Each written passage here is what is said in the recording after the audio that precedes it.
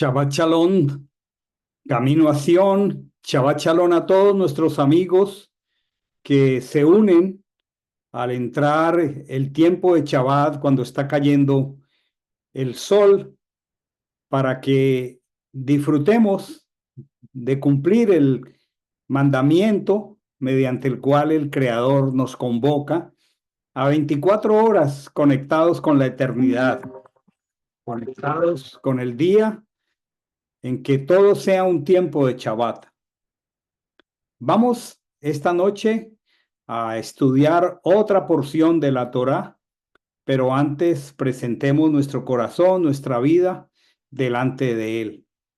Bendito Dios, creador del universo, que nos bendices con tus mandamientos y nos has ordenado guardar el Shabbat. Qué bendición, como dice tu palabra, acuérdate del Shabbat para distinguirlo. Es una maravilla acordarnos durante la semana de este día tan especial, el más especial de la semana, porque tú así lo has dispuesto. Y al entrar aquí a este tiempo especial, al abrir tu palabra, pedimos que seas alumbrando los ojos de nuestro entendimiento, dándonos espíritu de sabiduría y que al exponer tu palabra maravillosa, preciosa, poderosa, eh, traigas iluminación a nuestro corazón. Bendecimos ese legado precioso de la Torá, la instrucción, que al repasarla cada año y conectarla con toda tu palabra, el Evangelio, los profetas, trae tanto discernimiento y ejercita los sentidos espirituales. Ese es el propósito para que nosotros caminemos en verdad como lo que somos, tu pueblo, y para que seamos luz de este mundo que tanto lo necesita. Bendícenos, nos acercamos a ti con un corazón humilde y pedimos que tu espíritu alumbre nuestros corazones. Te damos gracias de antemano por lo que nos vas a enseñar en esta noche. Oramos en el dulce nombre del Cordero de Dios, tú mismo que pusiste tu cuerpo sobre el madero. Achen Yehoshua Hamashiach. Amén y amén. Voy a compartir mi pantalla, voy a compartir la escritura y voy a leer el libro de, de números, particularmente. Voy a ir a la escritura y voy al capítulo 19 del libro de números, voy a leerlo. Dice, habló Achén a Moisés y a Aarón diciendo, este es el precepto de la ley que Achén ha ordenado diciendo, di a los hijos de Israel que te traigan una ternera alazana, perfecta, en la cual no haya defecto, sobre la cual no se haya puesto yugo. Y se la daréis al sacerdote Eleazar, quien la hará sacar fuera del campamento, y uno la degollará ante su presencia. Luego el sacerdote Eleazar tomará de su sangre con su dedo, y con esa sangre salpicará 7 veces hacia la parte delantera del tabernáculo de reunión.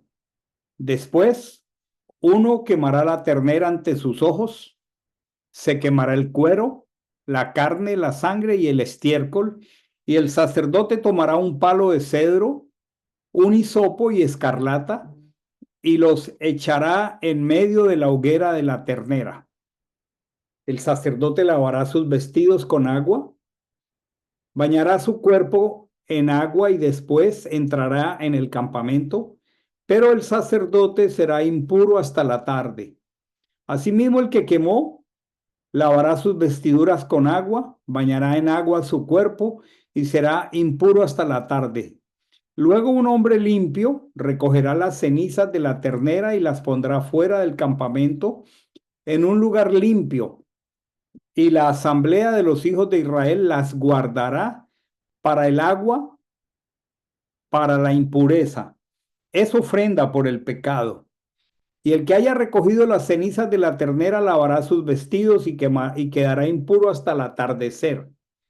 Esto será por estatuto perpetuo a los hijos de Israel y al extranjero que peregrina entre ellos. El que toca el cadáver de una persona será impuro 7 días. Al tercer día se purificará con esta agua y al séptimo día será limpio. Pero si al tercer día no se purifica, no será limpio al séptimo día. Cualquiera que toque el cadáver de una persona y no se purifique, contamina el tabernáculo de Achén. Tal persona será extirpada de Israel, por cuanto el agua para la impureza no fue rociada sobre él. Será impuro y su impureza estará sobre él. Esta es la ley para cuando un hombre muera en una tienda. Todo el que entre en la tienda y todo lo que esté en ella será impuro 7 días. Y toda vasija abierta que no tenga la tapa bien ajustada será impura. Y cualquiera que toque en el campo un muerto por espada, o cualquier muerto u osamenta o sepulcro será impuro 7 días. Para ese impuro se tomará la ceniza de la ternera quemada en la expiación y se echará en ella aguas vivas en una vasija. Luego un hombre limpio tomará una rama de hisopo y la mojará en el agua y rociará la tienda. Todos los utensilios y las personas que estén allí junto con aquel que haya tocado la osamenta o el cadáver o el sepulcro, al tercero y al séptimo día, el que esté limpio rociará al impuro, y cuando lo haya purificado al séptimo día, lavará sus vestidos y se bañará en agua, y en la tarde quedará limpio. Pero el que esté impuro y no se purifique, esa persona será extirpada de medio de la congregación por cuanto contaminó el santuario de Achén. El agua para la impureza no se roció sobre él, por tanto es impuro. Llegará a ser estatuto perpetuo para ellos. El que haya rociado el agua para la impureza lavará sus vestidos, y el que haya tocado el agua para la impureza será impuro hasta la tarde. Y todo lo que el impuro haya tocado será impuro, y la persona que lo toque será impuro hasta el atardecer. Voy a compartir el panorama de esta enseñanza. Esta porción de la escritura que va de Números 19:1 hasta el 25:9 tiene un nombre que es en hebreo Jucat. Y esa palabra que todas las traducciones han en su mayoría traducido, valga la redundancia, como precepto, como ordenanza, como estatuto, realmente requiere ser examinada desde el lenguaje hebreo. Esta palabra es promesa y podríamos decir que esta palabra juká es la palabra que da inicio a la lectura que acabo de hacer. Aquí dice, al comienzo del texto que leí, dice, este es el precepto. En el texto hebreo dice, esta es la juká de la Torá que ordenó a Moisés.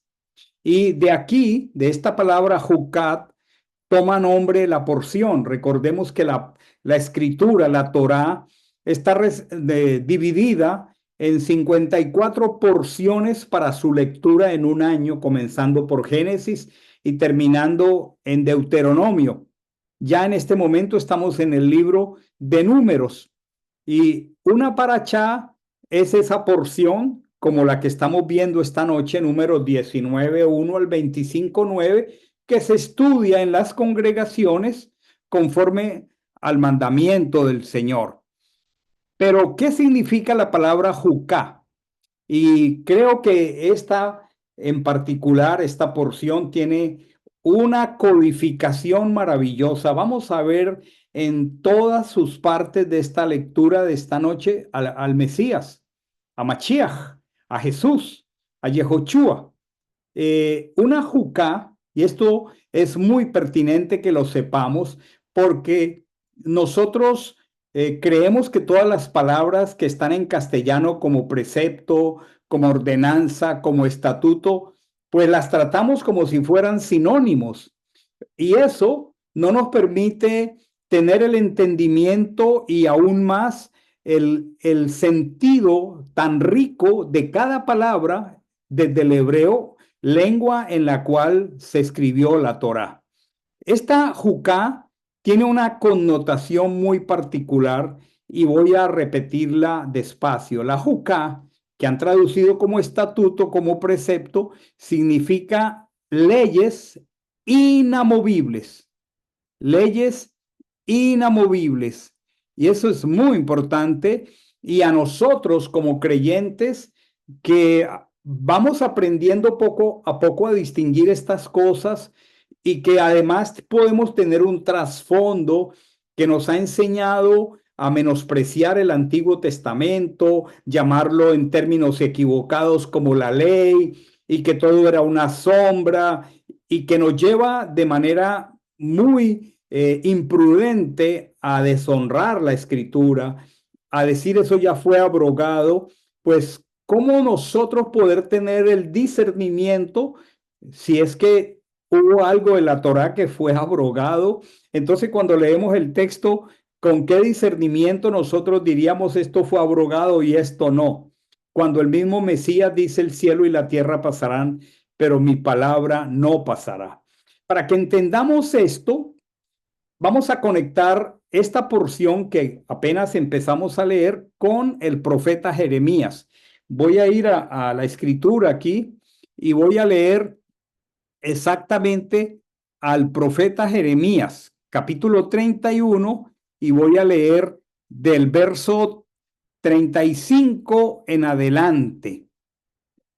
Dice aquí, así dice Achén, escuchemos, que estableció el sol para alumbrar el día y las leyes, o sea, las jucat de la luna y las estrellas, o sea, las leyes inamovibles de la luna y las estrellas para alumbrar de noche, que aterroriza el mar y se ponen en consternación sus alas. Achen Chebaot es su nombre. Miren aquí, si estas leyes, estas Jukot, se apartaran delante de mí, dice el Señor, entonces también faltará la descendencia de Israel para no ser nación delante de mí eternamente. Qué interesante, revisemos aquí. Todas las mañanas el sol alumbra el día. Todas las noches la luna y las estrellas aparecen. Y el Señor está diciendo que esas leyes, que aquí son Jucat, Jukot en plural, esas leyes que son leyes inamovibles, que hacen que la luna salga todas las noches, las estrellas salgan todas las noches y el sol cada mañana, son leyes inamovibles. Qué precioso. Y él está diciendo que si estas leyes se apartaran de delante de él, entonces, o sea, si estas leyes faltaran, si estas leyes no fueran inamovibles, la creación entraría en un caos terrible, porque quiere decir que las leyes que gobiernan la rotación y la traslación de los planetas y de las galaxias colapsarían. Entonces dice, si eso pasara, el que gobierna estas leyes dice, entonces también faltaría la descendencia de Israel para no ser nación delante de mí eternamente. Miren qué poderoso acercamiento tenemos esta noche al tener este entendimiento.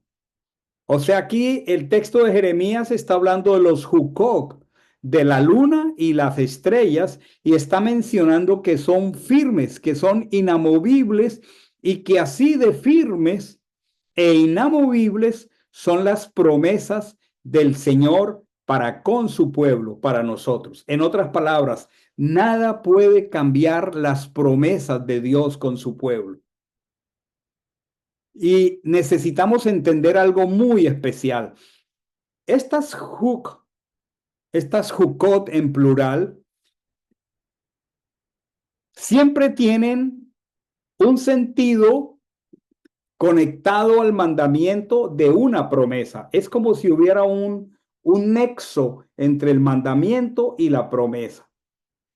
Y siempre estos Jukot, la mayoría de las veces, tienen codificado una persona y una promesa al Mesías. Qué precioso. Y aquí el Señor está instruyendo a Israel en algo que no nos parece lógico a los ciudadanos occidentales. Es el juk de la vaca alazana. Pero todo ese procedimiento que llamamos ritual, que realmente es un mandamiento, lo que tenía es encriptado, codificado al Mesías. Israel debió guardar ese mandamiento y no desobedecerlo porque incluía el futuro del advenimiento de la era mesiánica. Entonces, voy a explicar que no podemos nosotros descuidadamente desobedecer un mandamiento, sobre todo un jukot, una juká, porque tiene una codificación mesiánica. Voy a explicarlo aquí. Por ejemplo, hay una juká para la fiesta de Pascua que llamamos en hebreo Pesach. Y esa juká está en Éxodo 12:46. Voy a buscar aquí el texto, de Éxodo 12:46. Voy a leerlo. Dice, en relación al cordero de Pesach, dice, se comerá en la misma casa. Dice, no sacarás nada de la carne fuera de casa. Y miren aquí, ni quebrará hueso suyo. Había un mandamiento para el ceder de Pesach. Es que el cordero no podía quebrarse su hueso. Y luego dice, toda la congregación de Israel lo hará así. Toda la congregación de Israel lo hará así. Israel obedeció este mandamiento al seguir el ceder de Pesach. Es un juk, es un mandamiento que parece no tener lógica. ¿Cómo así que al cocer el cordero de Pesach no se quebrara ningún hueso? Pues eso estaba mirando al Mesías. Era una profecía mesiánica. Mírenlo aquí. Vamos a ir a Juan 19:32 al 33. Voy a leerlo aquí. Juan 19:32. Dice, fueron por tanto los soldados y quebraron las piernas del primero. Se refiere a los ladrones a uno y otro lado del Mesías y del otro que había sido crucificado con él. Pero cuando llegaron a Jesús, como le vieron muerto, no le quebraron las piernas, sino que uno de los soldados le abrió el costado con su lanza y al instante salió sangre y agua. Y acá al final del texto, en el mismo verso que estoy leyendo, Juan 19:36, dice, porque estas cosas sucedieron, este juk, este mandamiento, este estatuto de no quebrar el hueso del cordero, tenía un cumplimiento mesiánico futuro. Y el apóstol Juan está diciendo, estas cosas sucedieron para que se cumpliese la escritura, no será quebrado hueso suyo. Qué precioso. Entonces, la gran pregunta para muchos de nosotros es, ¿con qué discernimiento desde el castellano que dice precepto, ordenanza o estatuto, podremos distinguir si eso que incluye ese mandamiento está abrogado o está vigente? Y mucho más grave, podemos desobedecer un mandamiento que incluye una promesa. Algo para pensar. Hay otro juk, porque hay varios en la escritura, y es el juk del cuerpo de la víctima que se ajusticiaba en el madero, que debía ser sepultado el mismo día. Voy a leer Deuteronomio 21, del 22 al 23. Deuteronomio 21, del 22 al 23. Mírenlo aquí. Lo leo. Cuando algún hombre haya incurrido en sentencia de muerte y en efecto haya muerto y lo cuelgas en un madero, tengan en cuenta que este es Deuteronomio. Dice, su cadáver no pasará la noche en el madero. Sin falta lo enterrarás el mismo día, porque maldito por Elohim es el colgado. Bueno, aquí hay otro hook. Aquí hay otro hook. Pero este hook estaba codificando una promesa mesiánica. ¿Cuál es la promesa mesiánica? Vamos a Gálatas 3:13. Gálatas 3:13. Voy a leer aquí mismo. Estoy buscando delante de ustedes los textos. Gálatas 3:13. Dice aquí, Machiach, la traducción dice Cristo nos libertó de la maldición de la ley, hecho maldición por nosotros, porque está escrito, maldito todo el que es colgado en un madero. ¿Cómo les parece, mis hermanos, esta coherencia tan preciosa de la escritura? Un hook, entonces, la mayoría de las veces es un mandamiento que hasta tiene un acercamiento primario de parte nuestra que no parece muy lógico, como por ejemplo no quebrarle la piernita al cordero. ¿Cuál es la lógica de esto si todo animal que se sacrifica pues se despieza y sus huesos se parten? Sin embargo, estos mandamientos, estos hook, estos estatutos que no tienen un sentido lógico, tienen encriptado, tienen codificado una promesa mesiánica. Por lo tanto, Israel en su celo con el Señor y su palabra siempre los guardó. Por ejemplo, cuando nosotros obedecemos el mandamiento de Shabbat, que es el día de hoy, al caer el sol, lo que estamos es guardando un hook, una promesa que implica que un día todo será Shabbat cuando Él regrese. Eso es lo que estamos haciendo. O sea, cuando esto corruptible se vista de incorrupción y podamos verlo a Él, estaremos conectados con lo incorruptible y con la eternidad. Un día todo será Shabbat, todo será reposo, porque ya no habrá la fatiga de la carne, la corrupción de la carne. Y cuando hacemos tocar el chofar, ese cuerno que lo hacemos tocar como un estatuto, como un hook en Rosh Hodes, al comienzo de cada mes bíblico. Esta semana, el domingo, celebramos Rosh Hodes. Hicimos sonar el chofar. ¿Qué es lo que estamos anunciando al sonar el chofar en el primer día del nuevo mes? Bueno, estamos anunciando que un día al sonido de chofar, Él regresará.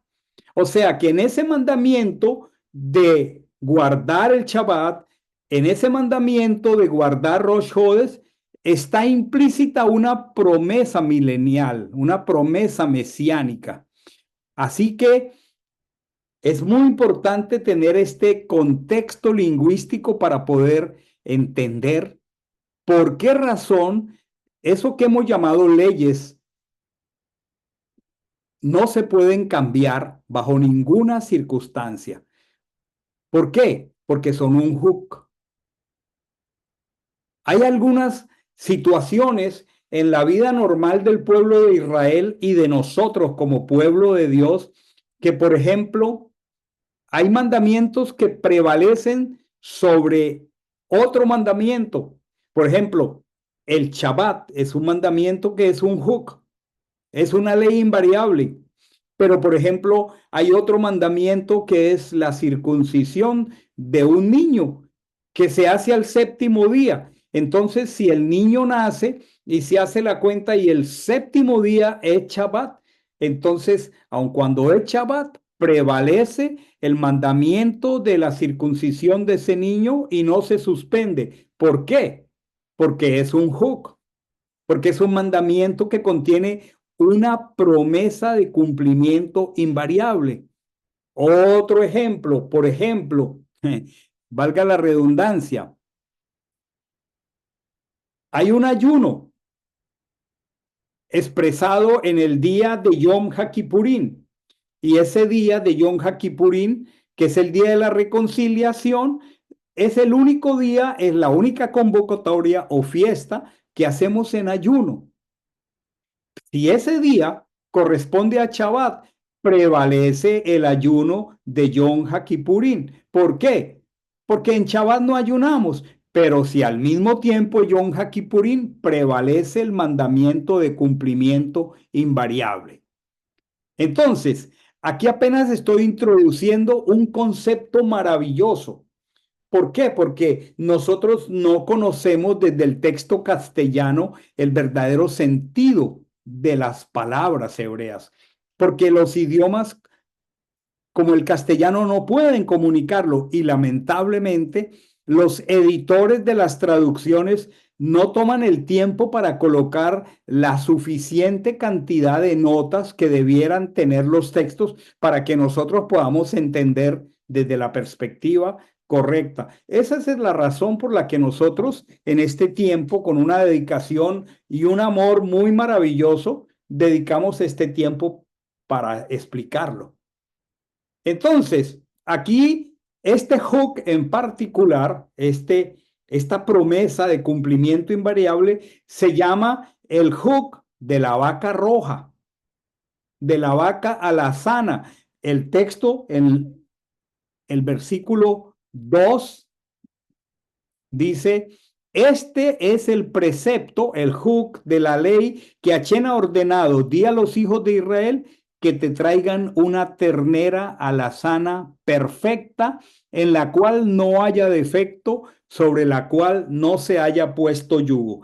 Creo que este es un tema tan precioso. No estoy seguro que el tiempo me alcance para compartirlo todo. ¿Qué vamos a ver aquí? Vamos a ver aquí que esta ternera, que tenía que tener una coloración roja, debía ser perfecta, en la misma no debía haber defecto y en la misma no debía haberse puesto un yugo. Ustedes saben que los animales en la cultura antigua eran usados para el arado de la tierra y por eso colocaban sobre ellos yugos. Vamos a ver aquí varios detalles y todos estos detalles de esta vaca son figuras maravillosas del Mesías. Por ejemplo, dice que la vaca roja debía ser, la ternera roja debía ser perfecta. Esto nos conecta con una palabra que es teminá en hebreo, teminá. Viene de otra palabra que es tamí, tamín. Y esa palabra viene de la palabra tamé. Esta palabra tamé en hebreo significa competente, compatible espiritualmente. Hay dos palabras en hebreo que son opuestas la una de la otra. La una es tamé, que significa que nosotros estamos compatibles espiritualmente con el Creador. La otra es, perdón, tamé, la otra es taor. Y taor significa que estamos compatibles, perdón, y tamé, que estamos incompatibles. Las traducciones lo han hecho como limpio e impuro, pero es que no se trata del tema del aseo, si algo está limpio o está sucio. Se trata de competencia o incompetencia espiritual. Aquí está diciendo que esta vaca tenía que ser perfecta. Y vamos a analizar un poco a qué se refiere esta palabra perfecta, que es teminá, ¿sí? Aquí vamos a hacer una explicación que es propia del sentido hebreo. Cuando estamos diciendo perfecto, no estamos entendiendo que era ausencia de defectos. No estamos entendiendo que era que no tenía ningún error. Como por ejemplo, si a esta animalito le faltara un cuerno, por ejemplo, eso la haría entonces imperfecta. Por supuesto que había un celo para escoger los animales de los sacrificios. Tenían que ser completamente blancos, sin magulladura, sin manchas, tenían que tener una edad particular. Pero ¿qué podemos entender nosotros por perfecto. ¿A qué se refiere la perfección en la escritura? ¿Cuál sería el sentido escritural de la palabra perfección? Yo quisiera que leyéramos el Salmo 119:1 para luego explicarlo. Voy a llevarles aquí a la escritura en el Salmo 119:1. Aquí lo tienen. Dice, hay dos cosas que necesitamos aquí descubrir. Dice, cuán bienaventurados son los perfectos de camino, pero mire, ¿quiénes son los perfectos de camino? Los que andan en la ley de Achén. O sea, la perfección no es excepta en este caso de que la persona no tenga defectos. ¿Qué es el ser perfecto de camino desde la escritura? Perfectos de camino, está aquí subrayado y en cuadro, son los que andan en la ley. La ley es la palabra que los traductores han usado para Torá, pero es que la Torá lo que significa es la instrucción. Por ejemplo, esta noche estamos leyendo acerca de la instrucción de la vaca roja o de la vaca alazana. Entonces, ¿quién es un perfecto de camino? El que anda en la Torá del Señor.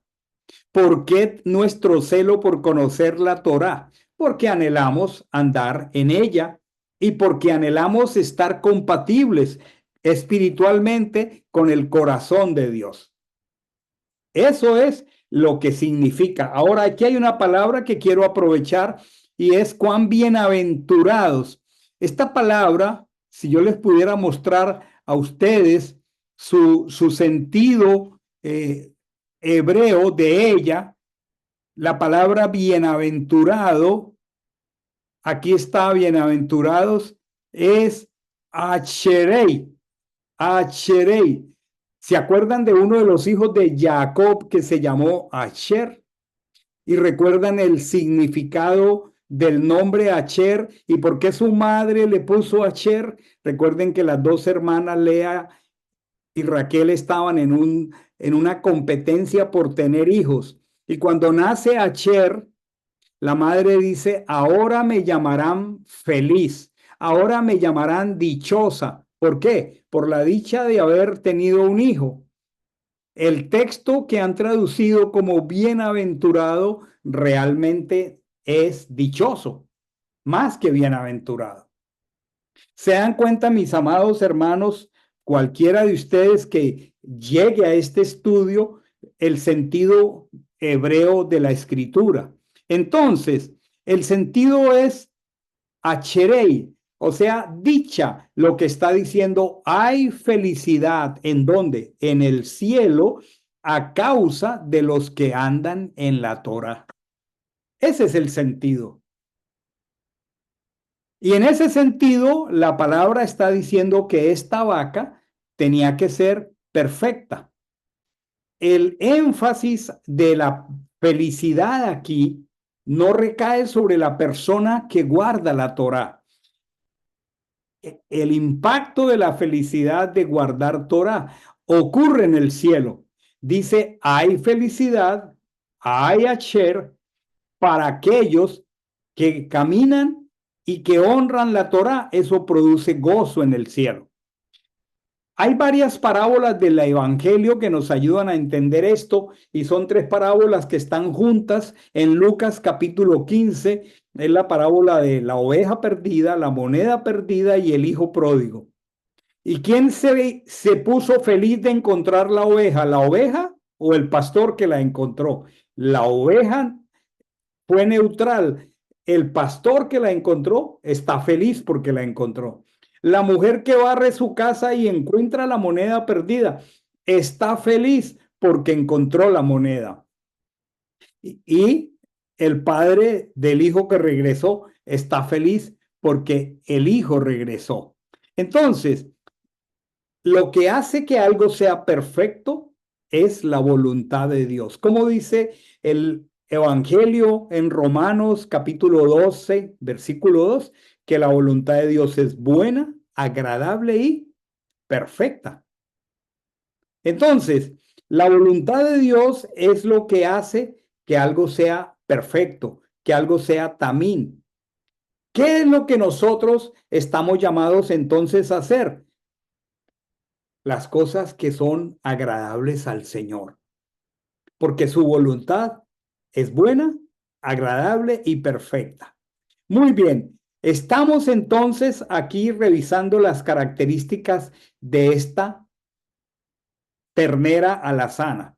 En primer lugar, era perfecta, porque se refiere a un símbolo de Mashiach. Pero en segundo lugar, dice sobre la cual no se haya puesto yugo.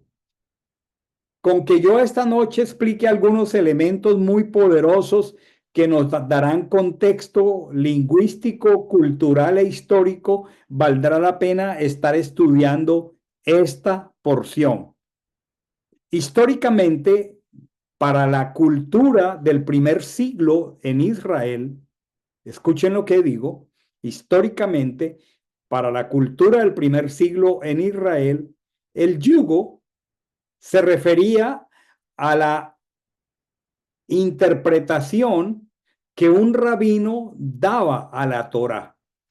En el primer siglo, el discipulado de los rabinos, de los escribas, de los fariseos, implicaba que un discípulo de un rabino debía aprender, memorizar y reproducir las palabras de su rabino. En otras palabras, eso era un sinónimo de la Torá. La Torá es el yugo. ¿En qué sentido? Que la Torá, la enseñanza de la palabra, es el único yugo que nosotros debemos llevar sobre nosotros, pero no la interpretación rabínica. Por alguna razón, el Señor, el Mesías dijo, llevad mi yugo. ¿A qué se estaba refiriendo en la cultura hebrea del primer siglo? ¿A qué se estaba refiriendo? No lo vamos a entender correctamente si no conocemos el contexto lingüístico, histórico y cultural de la escritura. Dice, llevad mi yugo sobre vosotros. Y luego les dice, aprended de mí. Perdón, aprended de mí que soy manso y humilde de corazón. Y luego les dice, y hallaréis descanso para vuestras almas. Y luego dice, porque mi yugo, mi enseñanza, mi Torah es fácil y ligera mi carga. Qué precioso. La vaca roja, la ternera alazana, es un símbolo maravilloso de Mashiach, porque él trajo la Torá, él es la Torá viviente. El apóstol Juan, tal como lo han traducido al castellano, dice, el verbo, la Torá, se hizo carne y habitó entre nosotros. Él es el yugo que es ligero, que es liviana y cuya carga es fácil de llevar. Entonces, toda esta enseñanza de este hook de la vaca roja contenía una codificación, como que tenía encriptado al Mesías, cuando nosotros, lejos de estas aclaraciones de contexto y de lenguaje, leemos esta historia de la vaca roja en Números, nos quedamos como diciendo, no entiendo. Claro, porque hacen parte de un contexto lingüístico, histórico y hasta teológico que nosotros desconocemos. Por eso es importante estar estudiando de esta manera la Torá. Lo más maravilloso que descubrimos con todo esto es que Jesús, el Mesías, Yehoshua HaMashiach, está escondido en cada renglón, en cada página de la Torá. Lamentablemente, por las malas concepciones, muchos pensamos que esa Torá ya fue abrogada. Eso es un tremendo error.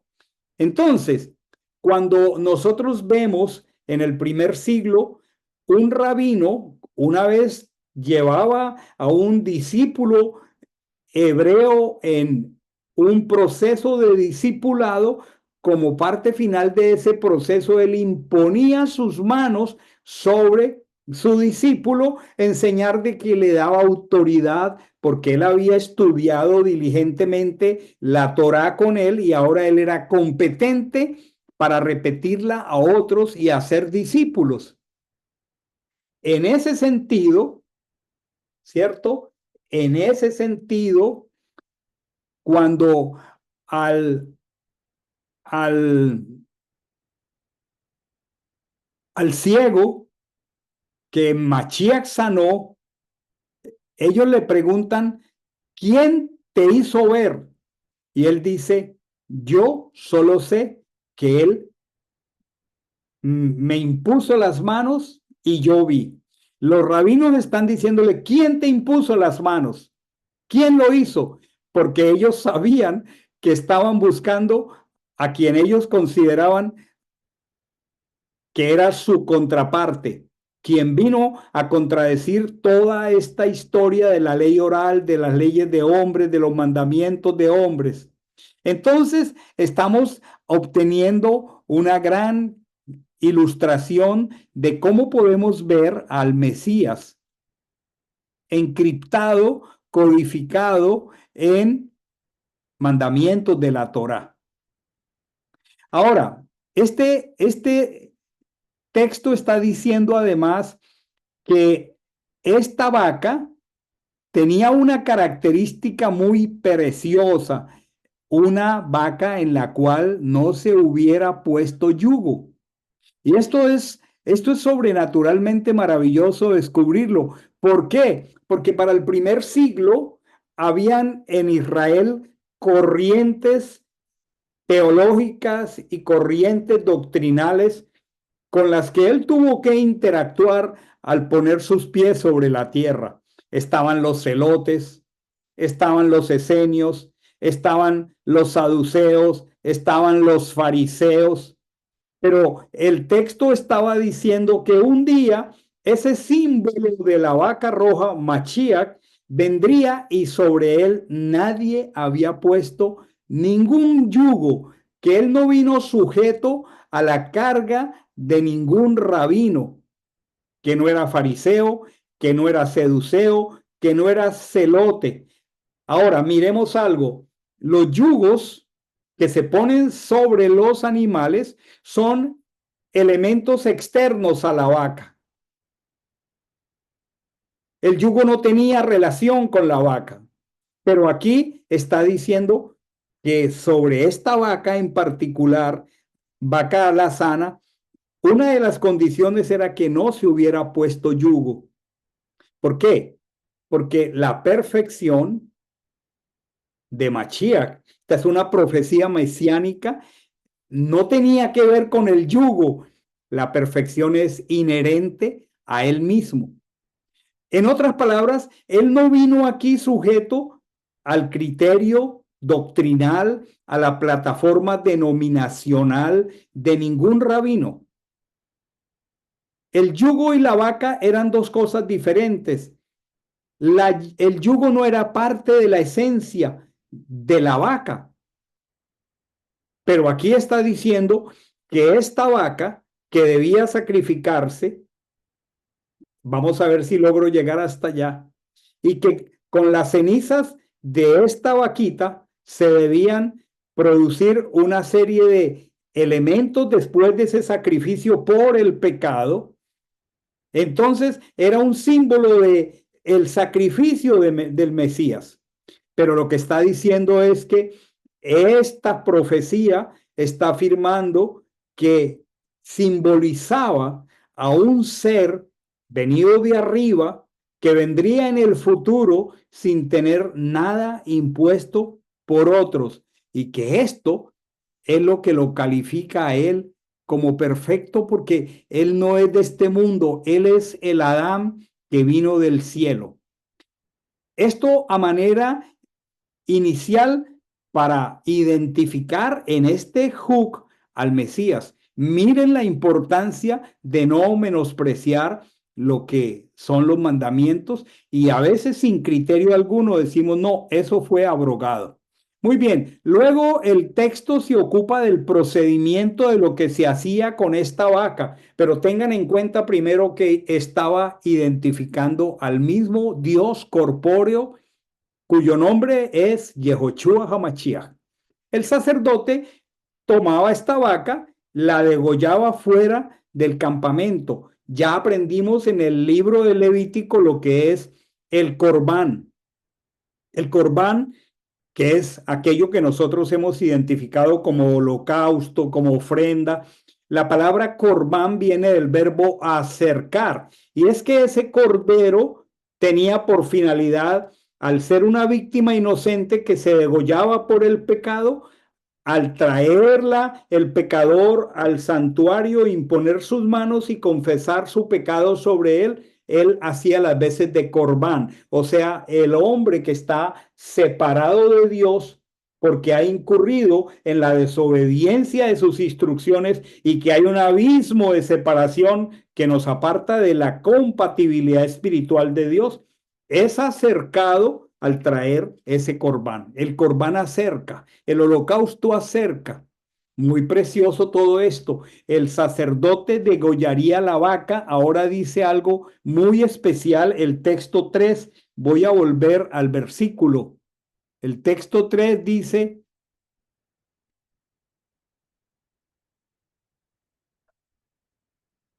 aquí está. Este es el precepto de la Jucá. Voy a leer ahora que Achén ha ordenado diciendo, di a los hijos de Israel que te traigan una ternera la sana, perfecta, en la cual no haya defecto, sobre la cual no se haya puesto yugo. Se la daréis al sacerdote Eleazar, quien la hará sacar fuera del campamento. Miren al Mesías aquí por todas partes. La vaca debía ser sacada fuera del campamento. La pregunta, ¿de quién realmente está hablando esta vaca? Yo quisiera que el Evangelio nos diera luz sobre este texto. Voy a buscar Hebreos capítulo 13, versículo 12 en adelante. Hebreos 13, 12 en adelante. Vengo aquí. Hebreos 13, 12 en adelante. Dice aquí, por lo cual también Yehoshua, ese es su nombre hebreo, Jesús, para santificar al pueblo por su propia sangre. Recordemos, la vaca lazana debía ser sacrificada y debía ser sacrificada fuera del campamento. Y dice aquí, por lo cual también Yehoshua para santificar al pueblo, o sea, para hacerlo compatible espiritualmente por su propia sangre, padeció fuera de la puerta. Él fue sacrificado fuera de la ciudad de Jerusalén. Y aquí el Evangelio está diciendo, salgamos pues a él fuera del campamento, llevando su vituperio, dice el texto, llevando su oprobio, dice aquí esta traducción. Entonces, qué maravilloso. Continuamos con este hook de la vaca lazana, viendo no solamente la persona, sino la obra de Machía. El sacerdote entonces tomaría su sangre con su dedo, dice el texto, y con esa sangre él salpicaría 7 veces la parte delantera del tabernáculo. ¿Qué es el papel de la sangre? La sangre es el testigo de que una víctima inocente murió. Eso es el papel de la sangre. Recordemos en el Ceder de Pesach, en el primer Pesach, cuando Israel salió de Egipto, ellos debieron marcar sus puertas con la sangre del cordero de Pesach. Pesach significa pasar por alto. Y por esa razón, porque ellos sacrificaron un cordero inocente, sin mancha, y pusieron la sangre sobre los dinteles de las puertas, ellos tenían un testigo en la puerta de su casa de que una víctima inocente había sido sacrificada. Sigamos viendo detalles maravillosos de el Mesías aquí. Voy de nuevo a la escritura. Voy al verso 6. Dice, El sacerdote tomará un palo de cedro, un hisopo y escarlata, y los echará en medio de la hoguera de la ternera. Miremos esto. El sacerdote tomará un palo de cedro, un hisopo y escarlata, y los echará en medio de la hoguera con la ternera. Tomemos en cuenta tres elementos. Tomaría un palo de cedro. ¿A qué se refiere este palo de cedro? Al madero. Les estoy diciendo que este hook tiene encriptado, tiene codificados elementos del Mesías. Y además dice hisopo, ¿saben? Que el rey David en el Salmo 51 dice, purifícame con hisopo. Con ramas de hisopo se hacía la pintura de la sangre, pero el hisopo está hecho de orégano. Y el orégano además tiene propiedades medicinales y curativas. Otro elemento del hisopo. Y luego dice escarlata. La escarlata hace mención a un gusano muy particular de la tierra de Israel que en su ovulación las larvas producían una coloración roja. Con esa coloración roja se producían las vestimentas color escarlata. Ustedes recordarán que los soldados tomaron la túnica escarlata del Mesías y la jugaron a los dados. Miren todos estos elementos tan preciosos que tenían que ser echados en medio de la hoguera con el sacrificio de esta ternera. Luego dice que el sacerdote sería impuro. Claro, porque se estaba conectando con la muerte de este animalito hasta la tarde. Eso está en el versículo 7. Y qué preciosa esta afirmación, hasta la tarde. Impuro ya sabemos que no tiene que ver con limpio ni con sucio, sino con incompatible, o sea, tamé espiritualmente hasta la tarde. ¿No les parece muy llamativo que diga hasta la tarde? Es que el Mesías murió en la tarde. La tarde, cuando Mashiach murió, acabó con la incompatibilidad espiritual potencialmente de todos los seres humanos. Qué maravilloso. Y luego dice, igualmente el que quemó la vaca será impuro, incompatible hasta la tarde. Y luego había un procedimiento, es que esta vaca ahí fuera del campamento era absolutamente quemada, su cuero, toda su carne, y era reducido a cenizas, porque eso es lo que Dios trata con el pecado y lo deja hecho cenizas.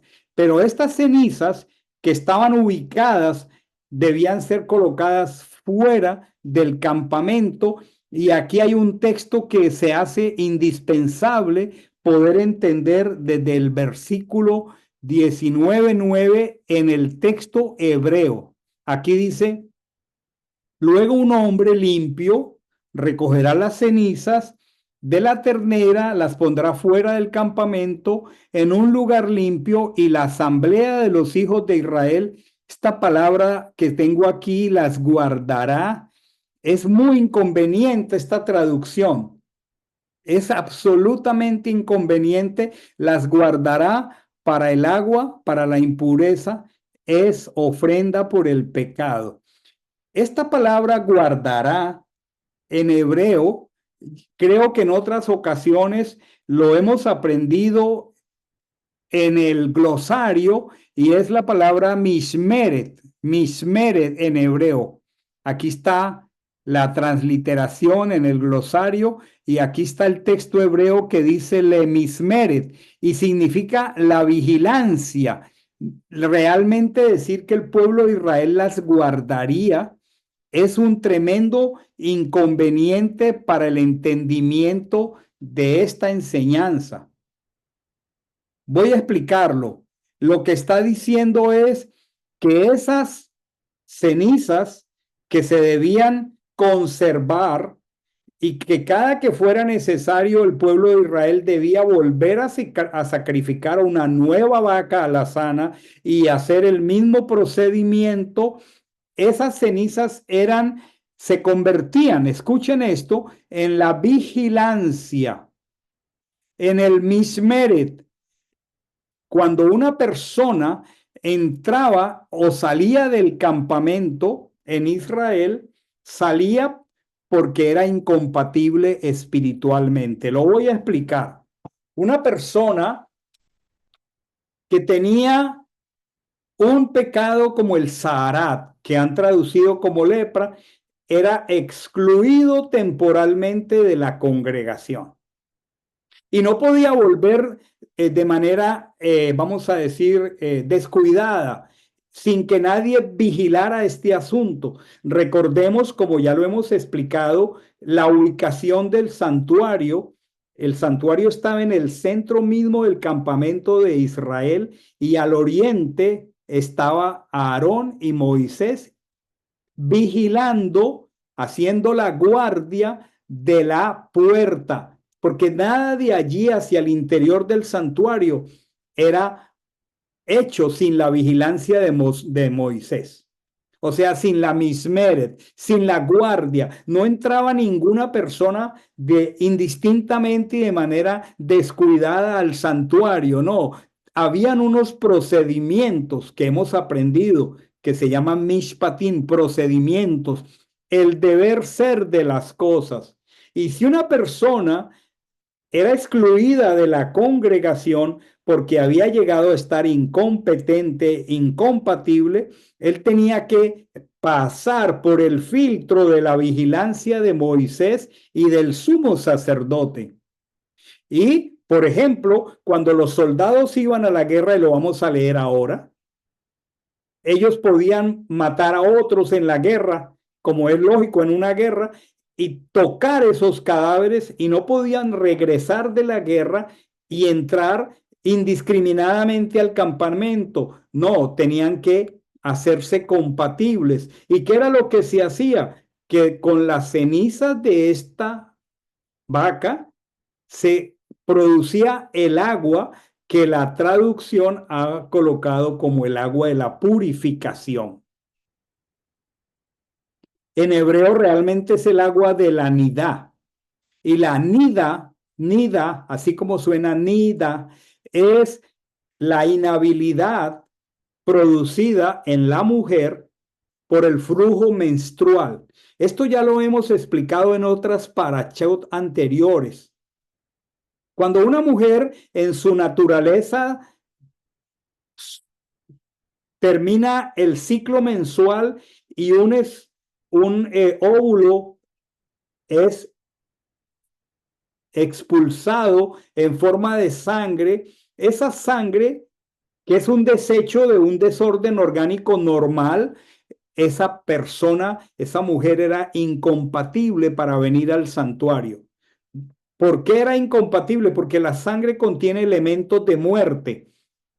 Ese óvulo ahora está muerto y Dios es vida, él es vivo, Él no tiene compatibilidad con la muerte ni con la corrupción. Entonces, esas aguas de la nidad, que son esas aguas con que la mujer se hacía compatibles con estas aguas de esta ceniza, de esta vaquita, de este sacrificio, de este corbán que acerca, ella la debía tomar para hacerse compatible. Pero ¿quién es el agua de vida y quién es el corbán perfecto? Mashiach.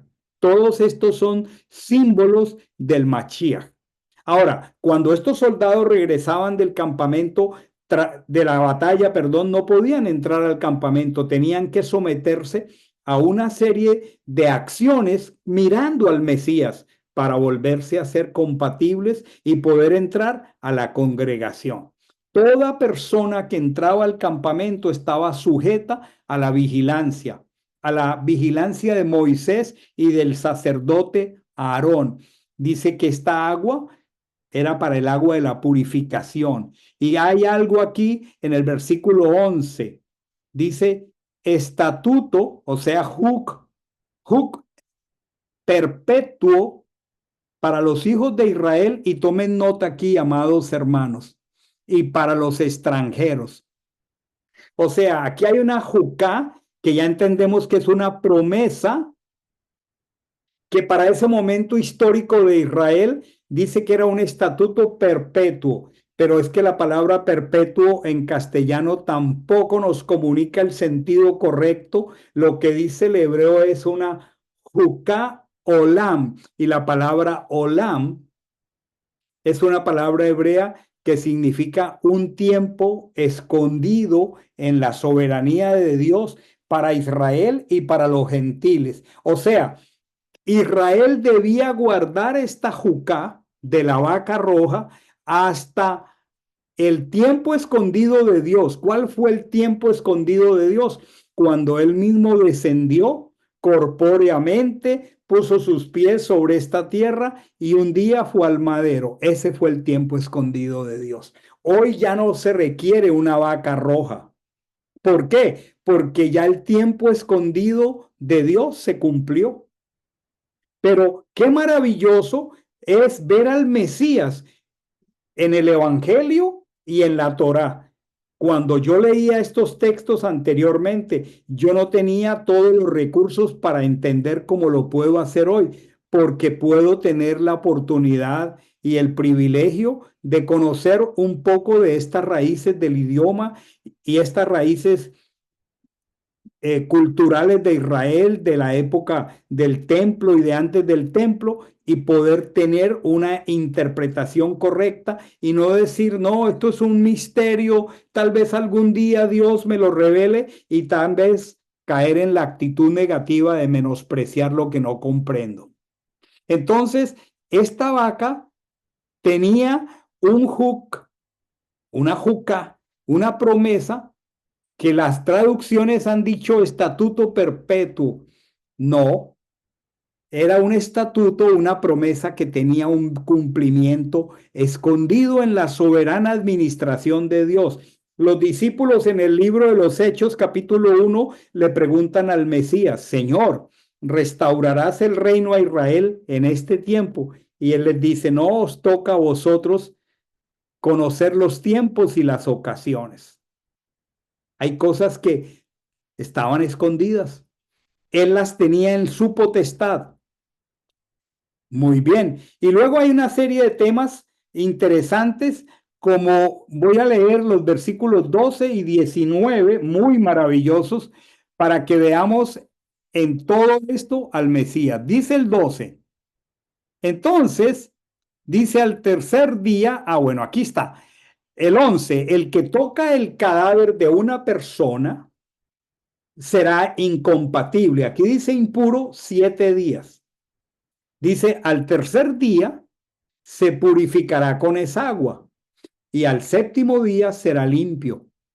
Miren esto maravilloso. Aquí está el Mesías por todas partes, pero si al tercer día no se purifica, no será limpio al séptimo día.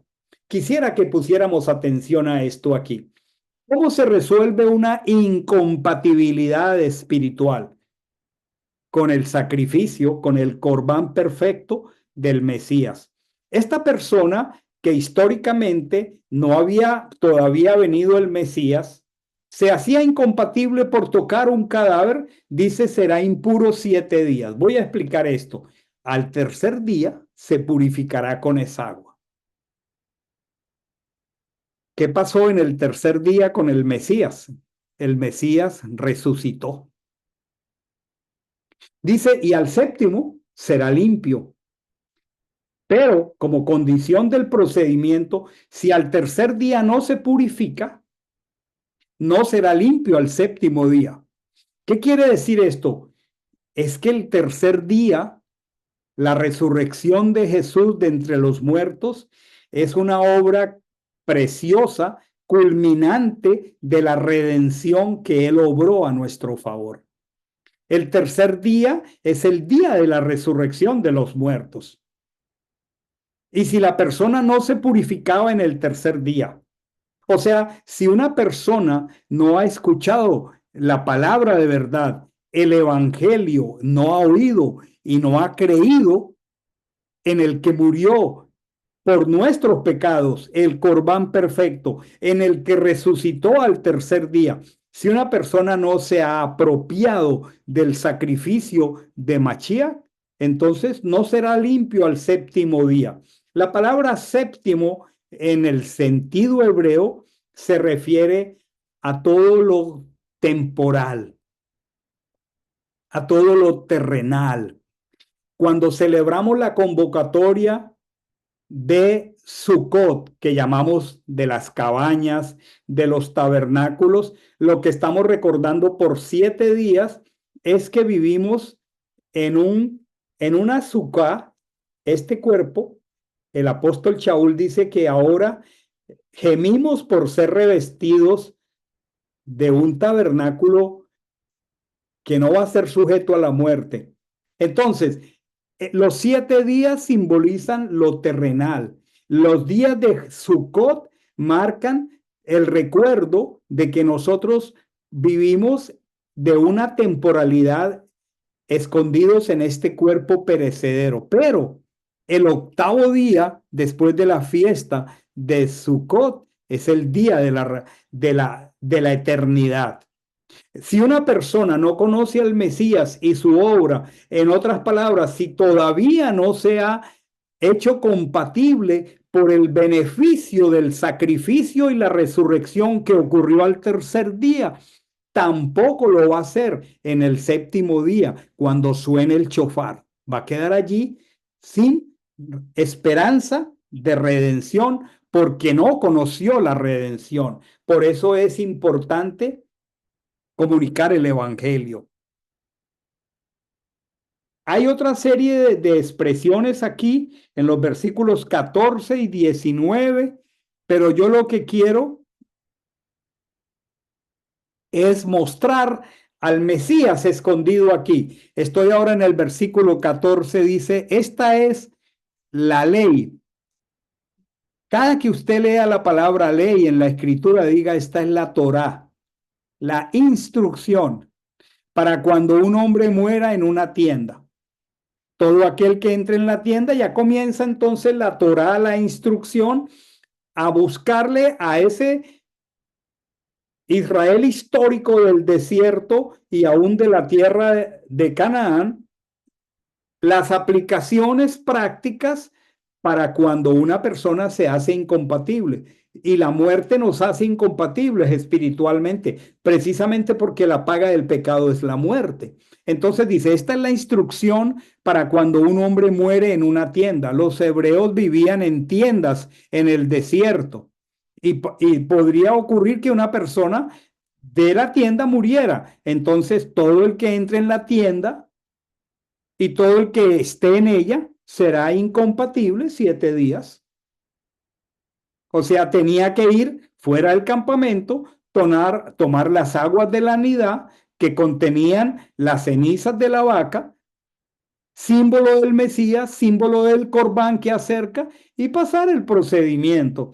Dice, y toda vasija abierta que no tenga la tapa bien ajustada será incompatible. Y cualquiera que toque en el campo un muerto por espada, les estaba diciendo que ellos iban a la guerra y podían en el ejercicio de la guerra matar a alguien y tocar ese cadáver. Cualquier muerto u osamenta o sepulcro, esa persona sería incompatible 7 días. Para ese impuro se tomará ceniza de la ternera quemada en reconciliación, aquí dice expiación, y se echará en ella aguas vivas en una vasija. Es maravillosa esta frase. Aguas vivas, no podían ser aguas estancadas. ¿Quién dijo ser el agua de vida? ¿Quién es el agua viva?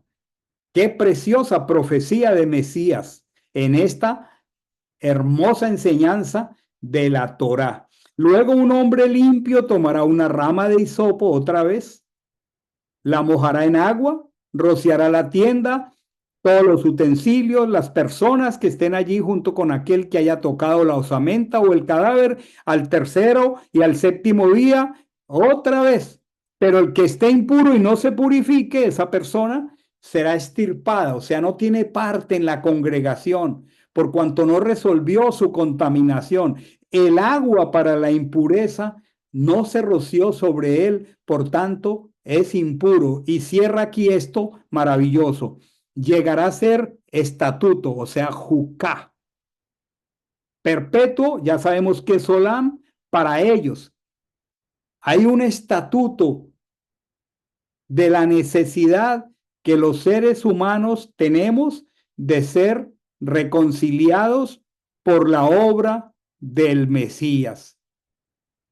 Si eso no ocurre, nosotros no podremos ser salvos. No podremos al séptimo día esperar entrar al último y gran día de la fiesta, al octavo día. Fíjense la relación con el Shabbat. Vendrá un Shabbat, un séptimo día por la eternidad. Hoy, cuando estamos celebrando el Shabbat, lo que estamos es diciendo, nosotros nos estamos anticipando a ese Shabbat milenial. Entonces, esto nos ayuda a resolver muchas inquietudes producto de nuestro desconocimiento. Nadie es culpable del desconocimiento, pero también somos responsables después de saber estas maravillosas verdades. Algunas malas concepciones muy comunes en medio del pueblo de los creyentes es que muchos expresan descuidadamente que la Torá, que la expresan como ley, fue abolida. ¿Por qué muchas personas de manera descuidada afirman esto? Bueno, porque no saben lo que es un juk, una juká, un jukot, una promesa que está ligada, conectada a un mandamiento. Y miren qué tremendo esto. Hay un instituto en Israel que se llama el Instituto del Templo. Ese instituto pretende construir un tercer templo y han importado allá a Israel desde los Estados Unidos una supuesta vaca roja que hace, según ellos, mención a esa vaca del libro de Números que estamos estudiando. Ya hoy no hay necesidad de un templo porque alguien mayor que el templo ya estuvo aquí. Su sacrificio fue perfecto y ya no existe razón para ir al templo a llevar sacrificios. Por lo tanto, no es pertinente una vaca roja. Para el día de hoy no lo es. ¿Cuál es el aspecto central de esta preciosa porción? Hay una palabra del Mesías que dice, sed pues vosotros perfecto como Abba es perfecto. Este es un llamado a una vida de perfección. Ya entendemos que somos perfectos en los caminos de la Torá. Dios mismo es perfecto. La Torá es perfecta y hacer su voluntad, aun cuando nosotros seamos imperfectos, es bueno, es agradable y es perfecto. La Torá es la expresión de la voluntad de Dios. La Torá es la expresión de la mente insondable del Señor. Por lo tanto, nosotros debemos obedecerla. Ser perfectos para nosotros es ser libres de la vana manera de vivir que recibimos de nuestros padres. Nosotros recibimos un yugo, una cultura, unos paradigmas culturales, una cosmovisión. Eso es el mundo, pero nosotros ahora estamos sujetos a la Torá. El llamado del Señor es que en nosotros no haya ningún yugo, ni del mundo, ni de las religiones, ni de las culturas.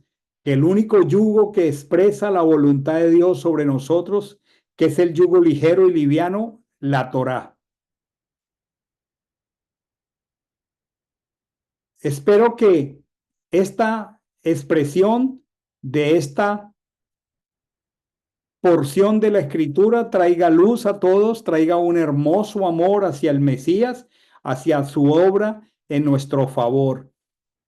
Mañana, al cierre de nuestro Shabbat, voy a compartir otros detalles de esta preciosa porción de la Escritura Mientras tanto, les deseo un hermoso tiempo de Shabbat en familia.